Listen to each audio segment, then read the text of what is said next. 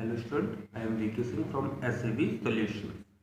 So from today I am starting the syllabus of chemistry for 10th CBSE. ठीक है, तो chapter one जैसा कि एनसीईआरटी में भी चैप्टर वन ही है। चैप्टर वन है आपका केमिकल रिएक्शन एंड इक्वेशंस। ठीक है, तो आज से हम लोग वो स्टार्ट कर रहे हैं। तो let's go to the board. हाँ, तो शुरू करते हैं केमिकल रिएक्शन एंड इक्वेशन। ठीक है, एनसीईआरटी का चैप्टर वन है। ठीक है, तो भैया केमिकल रिएक्शन होती है सबसे बड़ा क्वेश्चन, केमिकल रिएक्शन क्या होती है भाई। ठीक है, अच्छा क्लास नाइन्थ में आप लोगों ने पढ़ा होगा कि फिजिकल चेंज क्या होते हैं, केमिकल चेंजेस क्या होते हैं, पढ़ा जरूर होगा।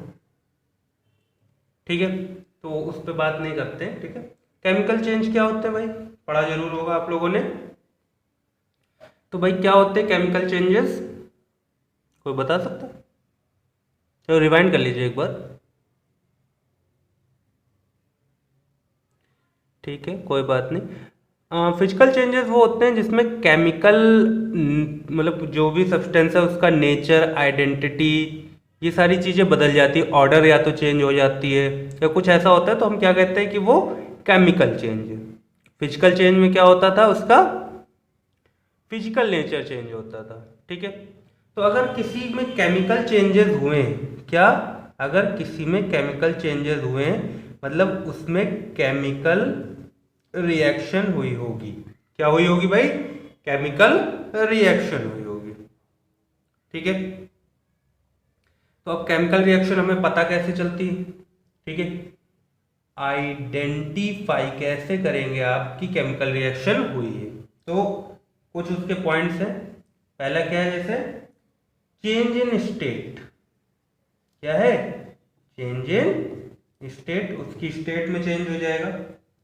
दूसरा चेंज इन कलर, कलर मतलब पिंक से येलो, येलो से ब्राउन, ऐसा कुछ हो जाएगा। या फिर कोई गैस इवॉल्व होगी, क्या होगा, इवोल्यूशन ऑफ आ गैस होगा। ठीक है, या फिर चेंज इन टेम्परेचर। ठीक है, आपको टेम्परेचर में कोई चेंज देखने को मिलेगा। मतलब केमिकल रिएक्शन को आइडेंटिफाई करने के ये चार तरीके आपकी बुक में दिए गए हैं। ठीक है, और भी होते हैं पर कोई बात नहीं, हम चार ही जान, अभी आपकी बुक में अगर चार है तो हम चार ही पढ़ेंगे। ठीक है, तो हमारे जो आसपास कुछ भी चेंजेस होता है तो दो ही तरह के होंगे, या तो फिजिकल चेंज हो रहा होगा या फिर केमिकल चेंज हो रहा होगा। फिजिकल चेंजेस हम फिजिक्स में पढ़ लेते हैं, केमिकल चेंजेस हम केमिस्ट्री में पढ़ेंगे। ठीक है, चलिए, तो इतना समझ में आया। फिर आपकी बुक में टॉपिक दिया है कि केमिकल इक्वेशन क्या होता है। केमिकल इक्वेशन क्या होती है। ठीक है, हाँ, तो केमिकल इक्वेशन क्या है भाई, जो भी हमारा केमिकल ट्रांसफॉर्मेशन हो रहा है, जो भी हमारा केमिकल ट्रांसफॉर्मेशन हो रहा है, अगर हम उसको इक्वेशन के फॉर्म में लिख दें तो वही हमारी क्या बन जाएगी, केमिकल इक्वेशन। मान लीजिए हमने कहा कि मैग्नीशियम रिबन जो है या मैग्नीशियम है वो ऑक्सीजन में बर्न हुआ है, ऑक्सीजन से रिएक्ट किया तो उसने मैग्नीशियम ऑक्साइड बनाया। ठीक है, तो हम क्या लिखेंगे भाई, हम अपनी ऐसे लिख लेंगे इक्वेशन, क्या, मैग्नीशियम नहीं होता सॉरी, मैग्नीशियम पर plus oxygen gives magnesium oxide. ठीक है, क्या लिख दिया हमने, मैग्नीशियम पर plus oxygen gives magnesium oxide. ठीक है, तो अब ये क्योंकि वर्ड्स में लिखी है, क्या हमने वर्ड्स यूज किए, इसीलिए ऐसी इक्वेशन को हम वर्ड इक्वेशन भी कहते हैं। क्या कहेंगे, वर्ड इक्वेशन, जो हमारे लेफ्ट साइड में लिखा जाता है। ठीक है, ये जैसे कि ये तो लेफ्ट साइड में जो लिखा जाता है इसको हम क्या बोलते हैं, इसको हम बोलते हैं रिएक्टेंट्स। क्या बोलते हैं, रिएक्टेंट्स। और जो इधर लिखा जाता है इसको हम क्या बोलते हैं, प्रोडक्ट। क्या बोलते हैं भाई, प्रोडक्ट।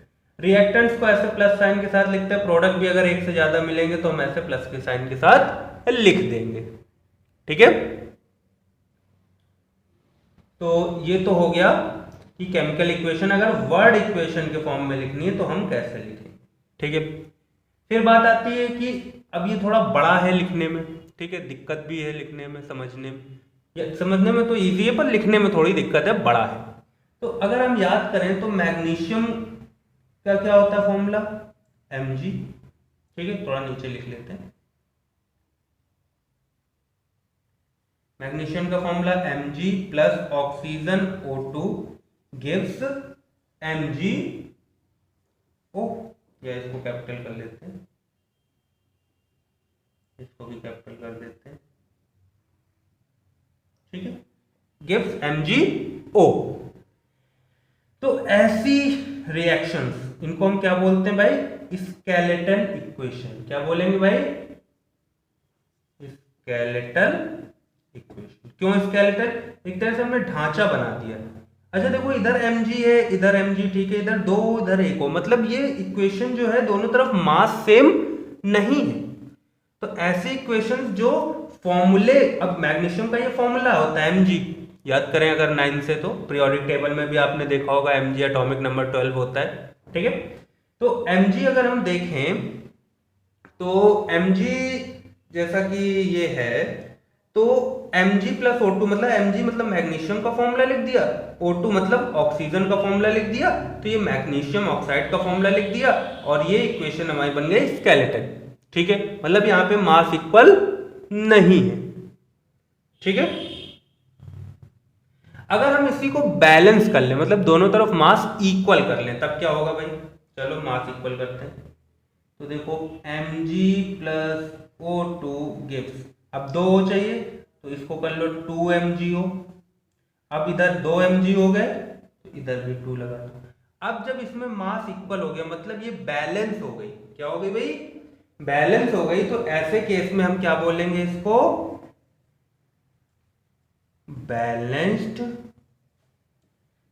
Chemical equation. ठीक है, तो इतनी बात समझ में आई।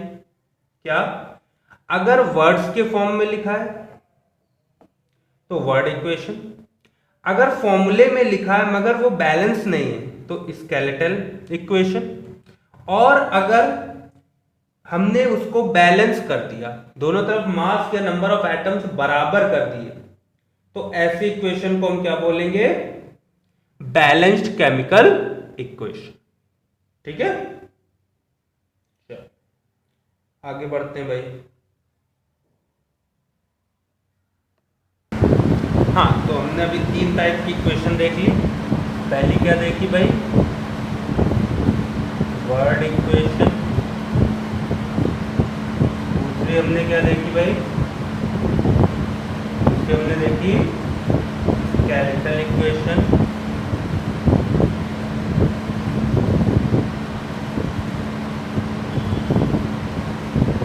और तीसरी हमने क्या देखी भाई, तीसरी हमने देखी बैलेंस्ड इक्वेशन। पूरा लिख देते हैं, बैलेंस्ड इक्वेशन। ठीक है, तो ये हमने 3 टाइप की इक्वेशन देख ली। ठीक है, तो भैया अब ये बैलेंस्ड, अब बात की जाए अगर कि इन तीनों में सबसे अप्रोप्रिएट कौन सी है, तो सबसे अप्रोप्रिएट होती है बैलेंस्ड इक्वेशन। क्यों भाई सबसे अप्रोप्रिएट, दिखने में भी आसान और सारी इंफॉर्मेशन आपको मिल रही है, इसलिए सबसे बेटर होगी। ठीक है, चलो भाई।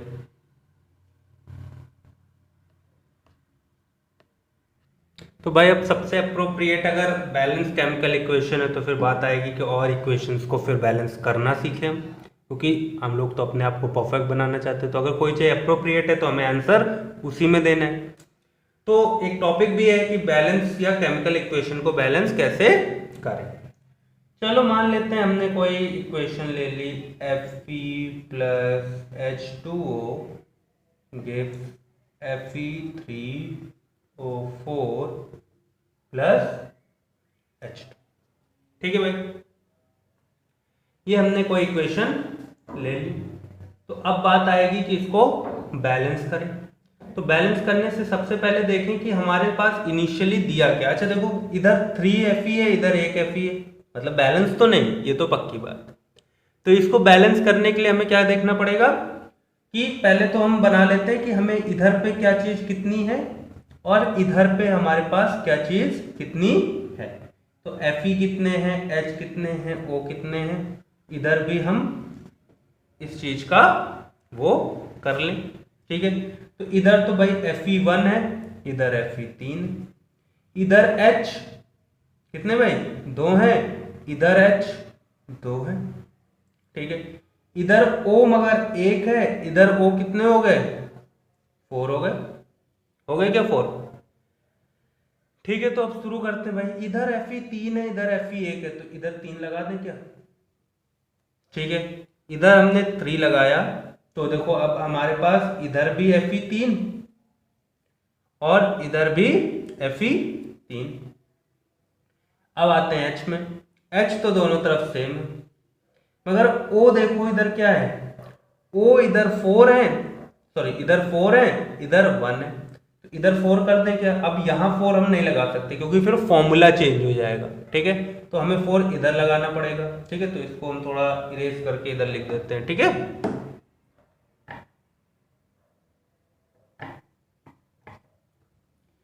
ये मान लीजिए हमने इधर लिख दिया 3Fe प्लस, यहाँ हमने 4 लगा दिए। तो अब जब हमने यहाँ 4 लगाया तो O तो हमारे 4 हो गए, बिल्कुल सही बात है, O तो हमारे 4 हो गए, मगर देखो H 8 हो गए क्या, H हमारे कितने हो गए, H 8 हो गए। अब इधर H 8 है, इधर 2 है, तो क्या इधर 4 लगा दे तो 4 2 8 हो जाएंगे। चलो भाई, इसको इरेज करके हम इधर पे 4 लगा देते, 4H2, इधर क्या हो जाएगा 4 2 जा 8। अब देखो दोनों तरफ बैलेंस हो गई क्या केमिकल इक्वेशन।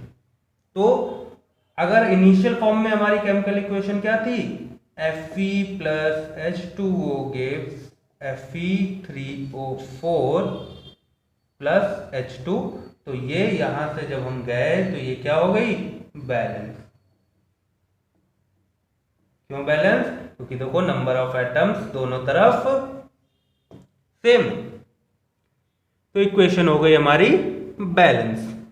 ठीक है, चलो बैलेंसिंग का एक और एग्जांपल लेके आपको समझा देते हैं। ठीक है, चलिए एनसीईआरटी का बैक एक्सरसाइज का ही क्वेश्चन ले लेते हैं। ठीक है, दिया है BaCl2 plus H2SO4 gives BaSO4 plus HCl। ठीक है, हमारे पास ये दिया है। ठीक है, तो हम इसके वो लिख लेते हैं कंटेंट। ठीक है, तो चलो तो पहले इसको थोड़ा दूर दूर लिख लें, जिससे कि हमारे में अगर हमें कुछ इसमें चेंजेस करने हो तो हम इजीली लगा पाए।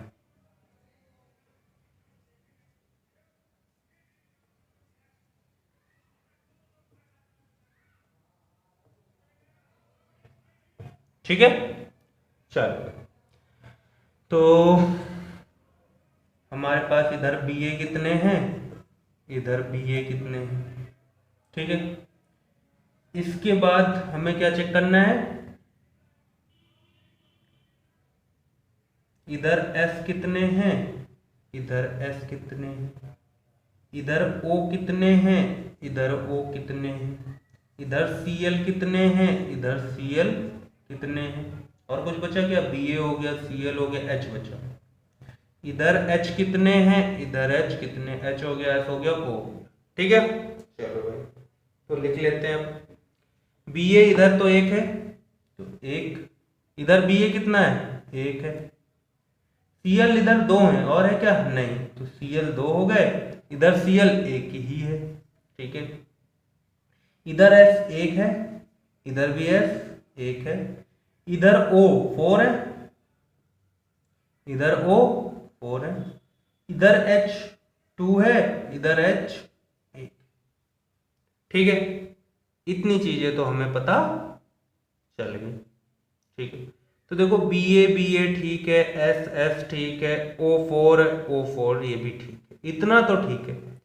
पर अब Cl इधर 2 है, इधर Cl 1 है, तो क्या करें? इधर 2 करना पड़ेगा क्या? इधर 2 करना पड़ेगा। तो अब यहां लिख नहीं सकते, फॉर्मूला चेंज हो जाएगा, तो हम Cl को कहां डालेंगे? Cl को हम 2 को कहां डालेंगे? 2 को यहां पे डालेंगे। ये 2 हो गया, तो यहाँ पे Cl और H दोनों की वैल्यूज में चेंज आ जाएगा, इधर भी Cl 2 हो जाएंगे, इधर H 2 हो जाएंगे, और अब ये हमारा बैलेंस। तो इससे ये हमने बैलेंस केमिकल इक्वेशन बना ली।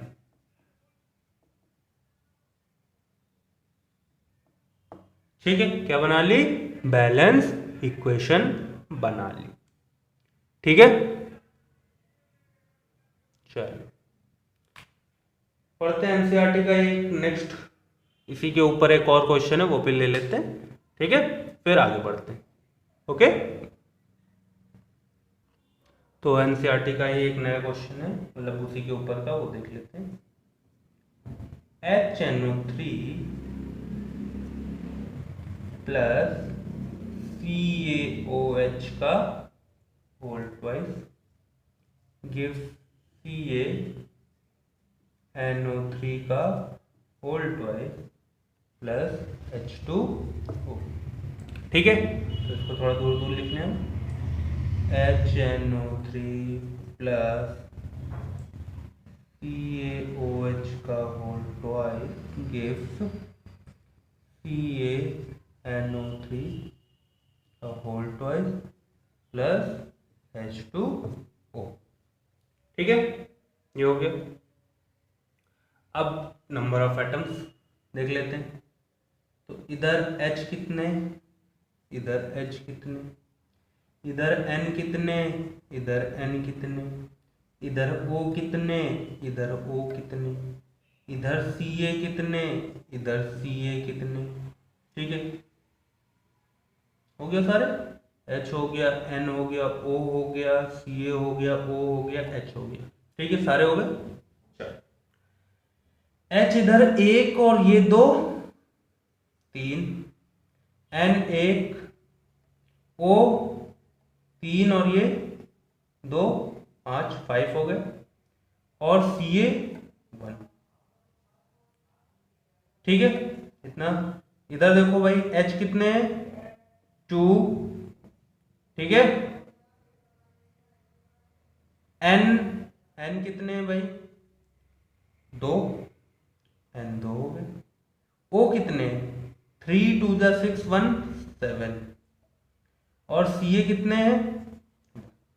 ठीक है, तो Ca का तो ठीक है, बाकी O में भी है, N में भी है, और H में भी है। ठीक है, तो क्या करें भाई? ठीक है, तो चलो N से शुरुआत करते हैं। ठीक है, तो N इधर 1 है, इधर 2 है, तो इधर 2 करना पड़ेगा। N कहाँ है? यहाँ, तो यहाँ पे 2 लगाते हैं क्या?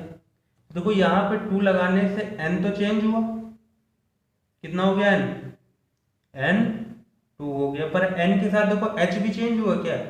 H अब कितने हो गए? 2 और 2 4, 4H हो गए क्या? तो यहाँ पे हमें क्या लिखना पड़ेगा? 4। O भी चेंज हुए क्या? 3 2 6 और 2 8 O हो गए क्या? तो हम यहाँ पे O कितना लिख देंगे? 8। ठीक है, अब इधर आओ भाई, अभी O में दिक्कत है, N हो गया, Ca हो गया। अब देखो H इधर 4 है, इधर 2 है, तो क्या यहाँ पे 2 लगा दें क्या? क्योंकि और यहाँ तो H है नहीं, यहीं पे लगा सकते हैं, तो 2 2 4 हो जाएगा। तो देखो H हमारा 4 हो गया, H हमने 4 लिख दिया। H 4 हो गया, तो O भी तो चेंज हुए। ये O कितने हो गए? 2 और 3 2 6 और 2 8। समझ में आ रहा है ना कैसे हुआ ये?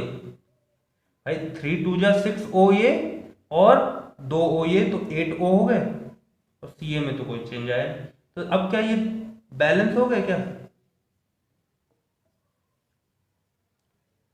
देखो 4 4 2 2 8 8 1 1, ठीक है, तो ये बैलेंस हो गया। तो यहां से ये हमारी बैलेंस केमिकल इक्वेशन आ गई, ठीक है, क्या आ गई? बैलेंस केमिकल इक्वेशन आ गई। ओके, तो इसी टाइप से हम बैलेंसिंग करते हैं, ठीक है। तो ये तो हो गया बैलेंसिंग का पार्ट। तो आप अगर एनसीईआरटी पढ़ रहे हैं तो एनसीईआरटी यहाँ तक आप कर सकते हैं, तो जो इन टेक्स्ट क्वेश्चन आपको मिले वो कर लें, ठीक है। और आज का लेक्चर यहीं वाइंड अप करते हैं। नेक्स्ट लेक्चर में हम देखेंगे टाइप्स ऑफ केमिकल रिएक्शन, ठीक है, कि केमिकल रिएक्शन के टाइप्स क्या क्या, जैसे आपने देखा होगा कॉम्बिनेशन रिएक्शन होती है, ठीक है, इसका डीकम्पोजिशन रिएक्शन होती है, तो ये सारे हम लोग नेक्स्ट क्लास में देखेंगे, ठीक है। और आई होप नेक्स्ट क्लास में चैप्टर ख़त्म हो जाएगा नेक्स्ट लेक्चर में, ठीक है, या कोशिश करेंगे ख़त्म हो जाए, अगर नहीं हो पाता है तो फिर एक लेक्चर और दे देंगे, ठीक है। इसके बाद कोशिश करेंगे कि टफ वाले एनसीईआरटी क्वेश्चंस हम यहाँ पे सॉल्व कर लें, ठीक है, या कोशिश रहेगी कि हम सारे ही क्वेश्चन यहाँ पे सॉल्व कर दें एनसीईआरटी के, ठीक है। Till then bye bye, take care and be safe.